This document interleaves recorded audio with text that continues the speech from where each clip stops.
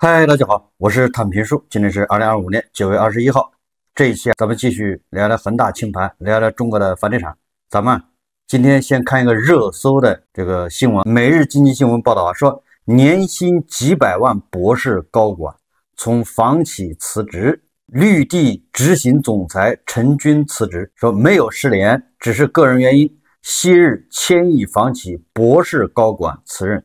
去年税前年薪约288万元，又现重大人事变动。说9月19日晚间，绿地控股600606发布公告称，执行总裁陈军因个人原因辞去职务，也不再担任公司其他职务。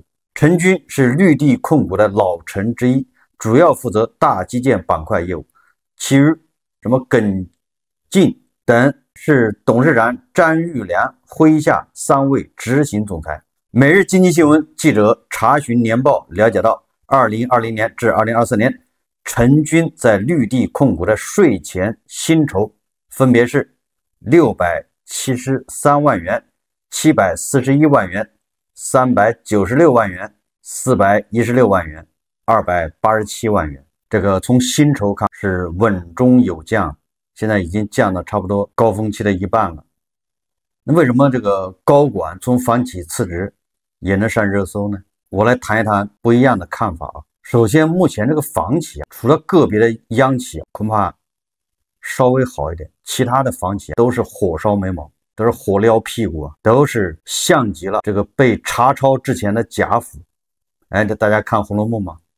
有的已经被查抄了，有的正等待查抄，被抄家。在这种背景下，房企的高管叫大难临头各自飞，树倒猢狲散，聪明人先走，没毛病。具体到绿地，反正大家也知道，这绿地已经暴雷了，它的股票这股价只有1块9毛5，2块以下了。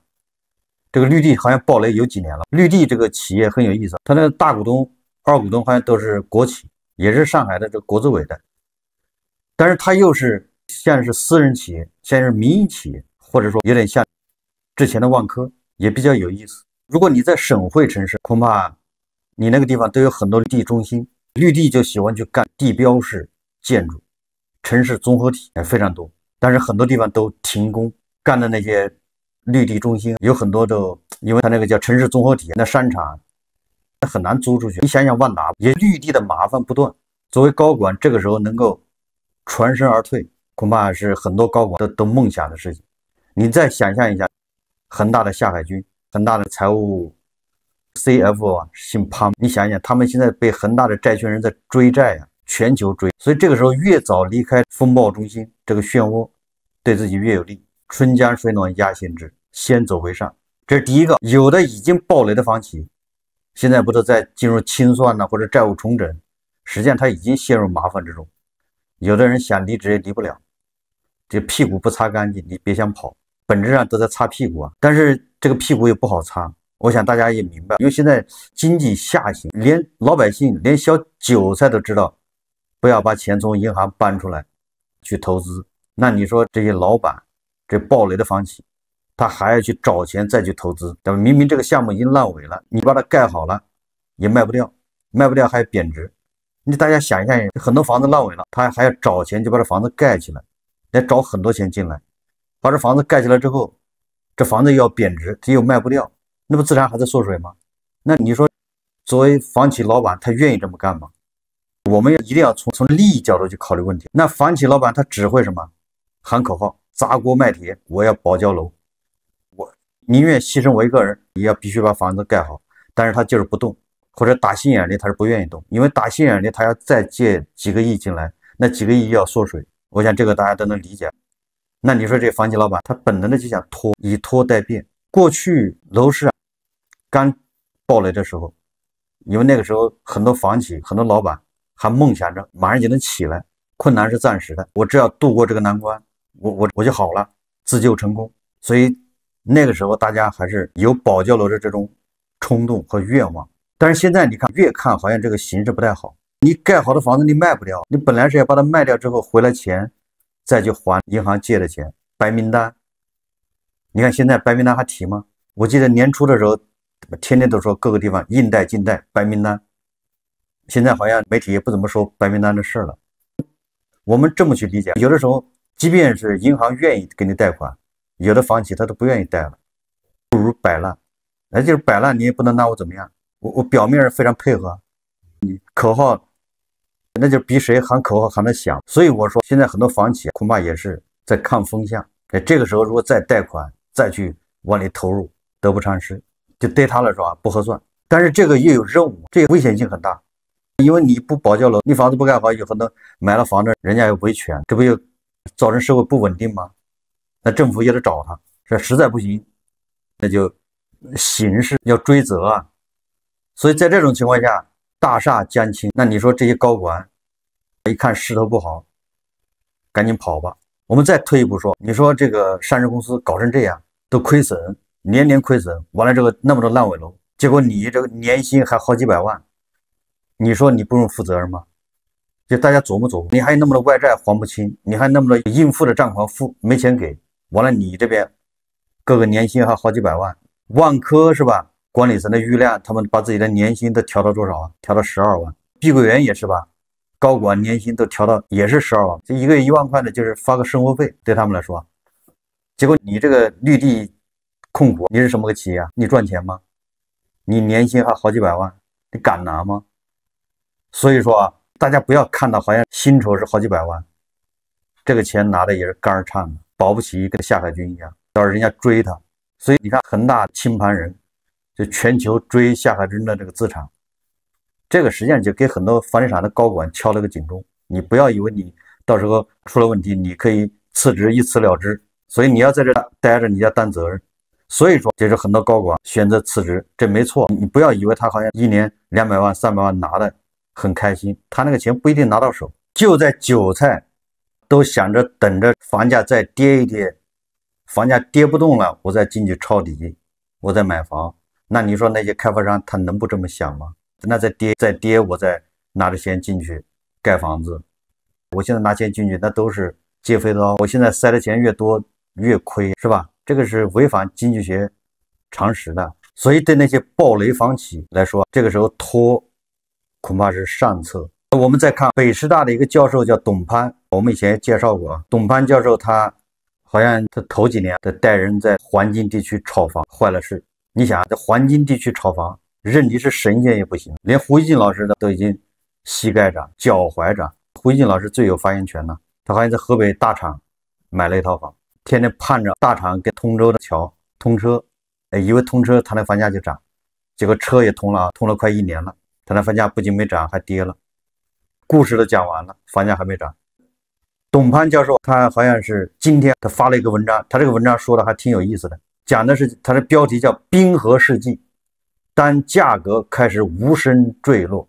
他讲的是关于通胀和通缩哪个危害更大，怎么样应对通缩。我说董攀他这个文章写的挺有意思，他说通胀的本质是货币超发，如同人体高烧，症状剧烈但可逆，而通缩更像是经济系统的癌变。也就是在他的这个话语体系里面，那通胀是比通缩要轻的，就通胀可治，而通缩呢更严重更可怕。他借用了弗里德曼的美国货币史的里面一句话，叫通缩是经济体的慢性自杀。他第一个，他说通缩的死亡螺旋从资产负债表到集体心理的全面颓迹。这个通缩的死亡螺旋我们简单介绍一下，他说价格水平下降导致总需求萎缩，企业又被迫降价裁员，最终形成降价到收入下降，再到需求减弱，再到再降价，恶性循环，也就是恐怖螺旋。他说通缩与通胀谁的毒性更强？通胀的本质是货币超发，如同人体高烧，症状剧烈但可逆，而通缩更像是经济系统的癌变，价格下跌到利润萎缩，到裁员降薪，再到需求萎缩，再到价格下跌，这种恶性循环是很难治理的。他说日本央行前总裁白川方明把通缩称为资产负债表衰退，即使利率降至负值，仍无法刺激投资。有一个幽默的比喻，说通胀像抢钱包的劫匪，你能报警追讨；通缩这是慢性毒药，等你发现时早已器官衰竭。这个董潘说，他说讽刺的是，通缩初期人们会欢呼钱更值钱，直到发现工资单和就业机会同步消失，才醒悟过来。他这恰似给饥民展示免费的餐券，却不得不关掉厨房一样。那既然通缩比通胀危害性更大，那怎么办呢？他说，第一，要大张旗鼓地鼓励民营经济发展。他说，民营经济正面临信心寒冬，投资需求接近于清零，如何重建他们的信心，这是走出困境的关键。第二步，他说想方设法促进房地产需求回升。这个董潘他是研究房地产的，所以说他说来说去还要说到房地产上面。他说，首先以国家名义重新强调与肯定房地产业的支柱产业、主导产业和先导产业的地位，以改变市场预期。其次，彻底放开一线城市限购政策，容许任何人购买，不限套数，释放高能级城市需求潜力，从而带动二线城市以及全国市场的止跌回稳甚至回升。一线城市不上涨，全国市场的复苏就难实现。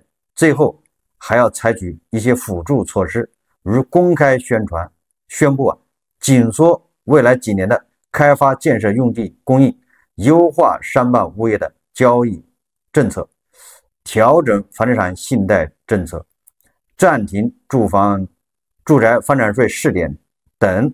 反正是董潘他在房地产的这些政策里面，他有很多建议。而且我告诉大家，这董潘的关于房地产的建议，他不光是影响网上，他跟叫姓孟的专家是一样的，他是可以影响到更高级别的人，决定房地产政策的。那第三步是优化融资制度与政策，促进公平交易与市场恢复。第四个是创新财政政策，建造打破通缩的破冰船。关于房地产的政策，我觉得他跟马冠元的那个观点差不多，认为现在楼市靠某个政策还能让它起死回生，难道像过去一样往上走？也就是说，这些专家对房地产还是有执念，他还在认为是政策导致房地产出现现在这个状况。也就是说，这个叫解铃还须系铃人，你再通过政策还能让它回到原来的轨道上。我觉得从大的方面来说已经错了，这个跟房地产暴雷之前是两种状态。以前房地产在高歌猛进的时候我们每个人都认为房价一直涨，就从来没想过谁会接盘。即便房价都已经涨到10万一平米了，还在买，认为它能涨到20万。即便涨到20万一平米了，还在炒，想办法弄购房资格，多买2套，认为30万还能卖出去，不行我就租。但现在每一个买房的人都要问自己，你这房子以后再加1倍的价钱卖给谁？谁买呢？首先一个人在减少，也就是说从人口来说，这已经不占优势了，这人口在下降。这是第二个。从经济形势来说，你怎么样说服自己说未来这个房子可以再加1倍的价钱有人来接，或者10%、20%有人接，你怎么说服自己？我看了一下，很多说房子要涨的人呢，他们从来不说人口的问题，他也不说收入，他们就2个这个因素一个就是政府让它涨，所以它涨，这是第一个。很多专家多多少少都有点这个意思，他认为政府是万能的，政府让什么涨什么就得涨，有这个可以推广开了。你从这一点发散，包括什么开个会就能解决问题同一个思想就能解决问题这都是这种认为政府是万能的。这个时候恰恰他们自诩是市场派，恰恰他忘了市场，这是第一个。那第二个因素就是通胀，就是货币超发，这个就是他们的理由。他们说你看这钱，这20年来这钱已经超发了好几倍了，咱们那个人民币叫什么 M2 已经是300万亿，比美国的多2倍，整个美西方加到一起都没有我们多。再这个速度放下去，那你以后你的固定资产那能不涨价吗？涨个2倍3倍那都是小意思。这就是他的逻辑。你仔细看一下那些房吹，他们从来不说什么韭菜收入涨了，所以韭菜有权利有这个能力致富了，韭菜要住大房子好房子。它不是的，它纯粹从资产要涨价，因为水来了，要放水。这些专家怎么说？往往这些专家都是市场派，甚至都是改革派，我不知道大家有没有发现？但是他们又相信政府是万能的。你比如说任泽平老师，他能不叫改革派吗？他天天跟加州老师怼，也是支持民营经济，但是他就相信政府就应该搞什么住房银行，政府拿钱出来收房子。这个时候他就不讲市场经济了，也不讲市场化、什么法治化了。你看，所有建议政府收房子、收地的，那不都是计划经济吗？那能叫市场经济吗？那就能叫民营经济吗？所以你看有没有社会很有意思？就恰恰这些市场派，他反而又是衷心希望这个大手能更多做一些。打心眼里还认为是，市场不行的时候，政府上给它管起来。有没有人算过？假设从现在开始不再新盖房子了，就住宅已经在建的给它建完，烂尾的给它继续建，但是不再新批新的住宅了，那咱们的房子够不够？按照这个有人统计的，完全够。所谓不够的，恐怕也就是一线城市。所以说，关于房地产起什么作用，我们还不如看这个有一个视频，大家看视频。中国经济本质上只有一辆马车，那就是外贸。房地产不过是外贸从业者赚钱了玩的一个游戏，本质上还是投资。基建是外贸和房地产带来的财富做的第二次分配，没有外贸就没有基建。金融是为外贸和房地产服务的，是外贸和房地产的杠杆。消费是外贸的延伸，没有外贸就没有消费。互联网是消费的延伸，也就是外贸的延伸。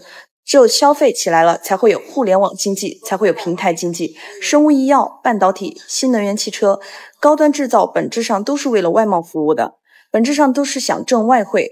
那外贸是中国经济的一切生产力，外贸起飞了，中国经济就起飞了。如果外贸动力不足，那就不是飞不飞得快的问题，而是会不会掉下来的问题了。他这个说的虽然粗糙，但实际上就是这么个理。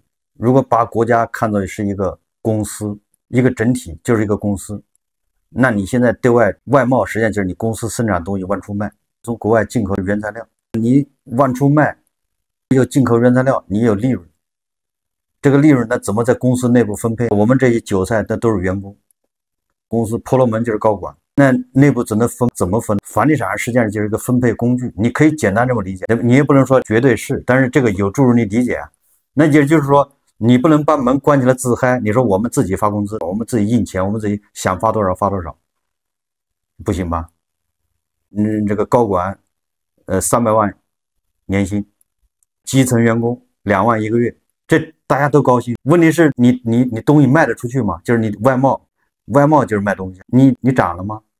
如果你外贸不行，你收入不行，你自己在这自嗨，自己关起门来，就像绿地控股一样，你这个企业利润那么差，你还能给高管发几百万的年薪，你不是扯吗？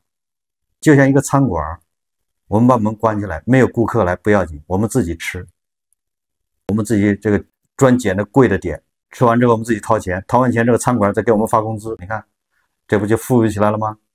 我们多消费这是不行的。你餐馆必须对外营业赚消费者的钱，你自己把门一关，你说我们自己做消费者，我们自己提高消费，猛吃。如果这样也行，那北京的餐饮、上海的餐饮为什么还赔钱？把门一关，大家自己吃不就完了吗？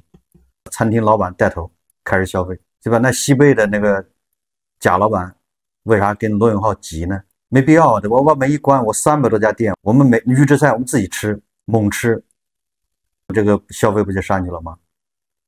不就能上市了吗？显然不行。所以我说这个视频虽然讲的理比较这个粗糙，但是你细想一下，你把它压缩一下，实际上就这么个道理。但是这个我们不能说消费一点用都没有，这不能这么说，这个有点极端。消费肯定管用，消费更像是我们内部一个财富的分配，但是我们更多的还要外贸去赚钱，这就赚了美金才叫利润呢。所以你看，我们举个例子，按照这些专家说的，我们把外贸没了，这只有这么举例子你才明白。但我外贸这儿没了，咱们闭关锁国，然后就开始造房子，房价搞到100万1平米，你觉得经济能好得了吗？我倒是觉得这专家应该多出主意。一个，这个外贸咱们要保住，要增长；第二个，基于外贸这国内的分配要合理，要更加公平、更加高效。过去的那一套分配证明已经不行了，靠房地产的分配这个路走不通了，换一些分配方式更高效。你房地产的分配也就是基建投资，这个里面这在过去呢20年里是起了作用的，但现在明显是不行了，那就换一套方式。我们外贸积累的很多财富，对内的时候啊，这一部分财富就做了无效投资，浪费。你比如说成为这个广场上的反身术，成了老干部疗养中心，成了大山里面的那些宏伟的工程，但是它又不赚钱，完了你还花钱去维护，每年都要维护费用，要运营，你这个项目本身连贷款的利息都覆盖不了，你完了你还掏钱去运营，它就变成一个黑洞，年年还要往里扔钱，这就导致地方债是越画越多。因为你有大量的这种没有经济效益的项目在吞噬你的资金，在吸你的血，浪费着了。所以简单点说，通过外贸赚的钱拿回来之后，你都干了些什么？这只是简单的举例子，便于理解。所以你不要把内需就完全给否定了，你说内需就没用，你这不能这么说。所以外贸还是我们重中之重，三驾马车说白了，这还是这一个马车是最重要的。我今天在网上看到一篇文章，叫经济下行，收入减少，对自己诚实才能度过危机。他这文章是这么说的，他说内需乏力，外贸越来越难，房地产行业逐渐触底，很多的行业都在调整战略，很多企业都在减员降薪，失业的人在逐渐增多，濒临倒闭的小微企业和实体门店也都处于举步维艰的生存状态。经济下行，收入减少本来是可以预期的事情，如果一个人或者一个家庭在稳定的生活基础上，单纯是因为收入减少，还不至于严重影响正常生活。他说，在经济困难时期，最让人绝望的就是收入减少了，本来就正在贬值的房产也无法正常月供了，但是生活开支、孩子的奶粉、教育开支却一分也少不了。这个按照网友的时髦的说法，就是收入是弹性的，支出是刚性的，资产是弹性的，负债是刚性的，一切让你往出掏的钱，那都是刚性的，一点都不能便宜，一点都不能含糊。但是你往自己口袋里捞的钱，那都是弹性的。当一个家庭因为收入减少，叠加房产贬值而又无法月供时，低价处理房产往往就会成为他们逃脱困境的唯一手段。他们这个家庭往往也会因为这个原因，让自己的家庭重新回归看不到希望的贫困之中。在今天的经济环境下，因房致贫也好，因为投资失败致贫也好，归根结底还是一个人对自己不诚实所造成的认知偏差结果。而很多人只是知道诚实是道德问题，却不知道诚实其实是一个人最大的人力资本。一说到诚实，邵一谷就笑了。人之所以对自己要诚实，是因为诚实不单是能力问题，诚实更是价值问题。能力是一个人把控细节态度和建设细节的实践建设性，一个人只有在具体的生活实践和现实生活细节的把控过程中，尊重事实，切合实际情况，才能在具体的生活实践中有的放矢，有所收获。在任何时候加杠杆进行投资，都是人人心知肚明的具备风险的行为。任何人在面对风险的时候，都要实事求是，多方假设，多方论证，直到风险真实可控时，这个投资才能被称之为投资。这个说的很有道理，就是你能控制风险的投资才叫投资，否则那都叫赌博，那叫冒险。人无法挣到认知之外的钱，这句话就是对诚实的真正解读。人的诚实都是认知程度上的诚实，人体现在认知之外的行为是投机，也是侥幸心理之下的不靠谱行为。至于那种建立在幻想层面的盲目行为，那就是典型的赌徒行为，它是一个人虚荣心之下的极度贪婪，因为那种行为冲动而又盲目，最终必然失败。这个说的对，实际上很多盲目投资啊，实际上是一种虚荣心、极度贪婪在作祟。你比如说，有的人码农1个月2万，突然35岁被裁了，按理来说啊，他应该去老老实实买个电瓶车去送外卖，一点事都没有，生活乐无忧。结果他偏要去，他面子搁不住。你说我本来好，我是个码农，是个总监，现在混到送外卖，面子挂不住，所以他怎么着当个老板去加盟一个火锅店，加盟一个奶茶店，一次又一次的失败，最终直到把他补偿金攒那点工资全部消耗掉，还欠上一屁股债。这个时候他才老老实实的去送外卖，那这不就是虚荣心吗？导致的吗？所以说你一旦失业，老老实实去摆地摊，老老实实去开网约车，日子不会太差。面子、虚荣心，也就是央视的喉舌说的，你那长衫脱不下来。加杠杆买车买房本身就不是诚实意义上的不实事求是。如果没有能够支撑风险的充分准备和有力的支撑力量，在一个家庭收入减少，不能承受这个杠杆所带来的风险时，这个家庭就必然要被自身的不诚实收割。所以我说，你刚需房买房，你不能去跟七大姑八大姨借首付，你首付要自己掏，你的收入至少是你那个按揭贷款的2倍甚至3倍。而且如果你要想好了，如果你失业3年没工作，你还能还按揭贷款，就是你的家底，那你才说你具备抗风险能力。这个时候，因为你首付没有跟亲戚朋友借，你万一3年以后你还是没有找到好工作，还是解决不了问题，那个时候你七大姑八大姨还能帮你一把。